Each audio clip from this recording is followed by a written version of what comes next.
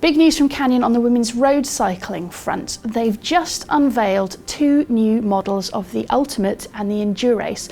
And the news is they have women's specific geometry rather than the unisex geometry that they were previously sold with. So it's quite a big change for the brand. So you've got carbon versions of the new Ultimate and Endurace, and there's also an aluminium version of the new Endurace for people who are on a slightly lower budget.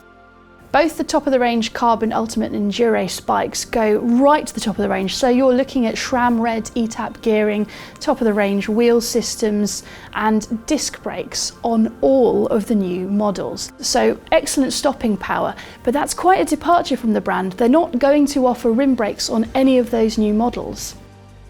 This is going to be interesting for anyone looking to buy a new race bike, for example. So that new Ultimate, which comes in Canyon SRAM team colours and looks badass, won't be usable for British racing currently as the rules stand. Does this have implications for Canyon's plans for their unisex bikes going forward?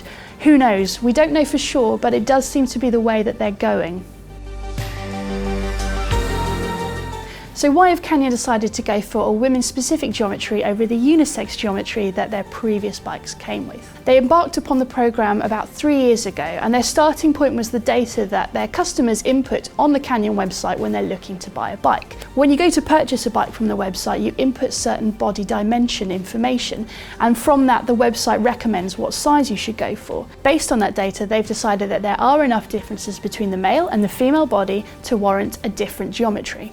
Some of the things they noted from analysing the data that they had was that women on average tend to be a slightly lighter weight per height, which isn't particularly surprising, slightly lower power output per height, again not massively surprising there, but also that they tended to have slightly shorter arms on average than men. Canyon says that that's why the reach is important for a women's specific bike and needs to be adjusted, rather than the whole long leg short body concept that's been flying around for ages, which they say isn't borne out from the data that they've seen.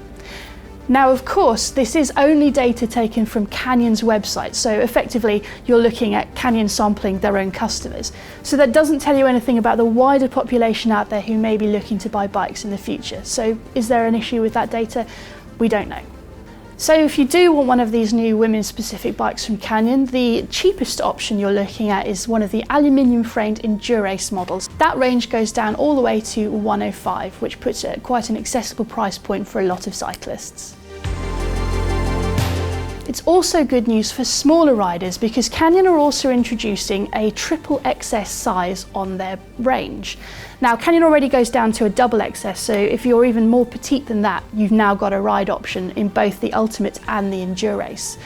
Also, a notable feature is that Canyon have opted for the smaller size 650B wheels on both the double XS and triple XS bikes. Now, normally on smaller bike sizes, when you shrink the frame down, you have to alter the geometry to accommodate those proportionally bigger wheels. If you go for smaller wheels, you don't have to adapt the geometry. When you change the geometry, you change the handling of the bike, so by having smaller wheels, they don't have to change the geometry. The trail on the front wheel remains the same, so the handling remains consistent throughout the size range. This of course also affects things like toe overlap, which you don't get on the smaller bikes, and also seat angles. They've opted to base all their frames around the size small bike rather than the size medium bike. Most bike geometries are based around one particular size and then scaled up or scaled down. And so it's that bike from which all the other bikes are scaled up and down. Now, obviously I'm quite a tall rider, 5'8", so I won't be riding those smaller sizes. But talking to some of the more petite riders who were on the press trip, they said that they found it a much better riding experience. That normally they're used to feeling kind of perched on top of the bike, but for the first time in a long time, they felt like they were on the bike, in the bike, part of the bike. They were riding the bike wasn't just underneath them. It's also notable when you put the bikes side by side, those smaller sizes don't look odd. If you saw them sitting there, you wouldn't realise that they are such small bikes until you put them side by side with one of the larger bikes in the range. I've already had a ride on both the Endurace and the Ultimate.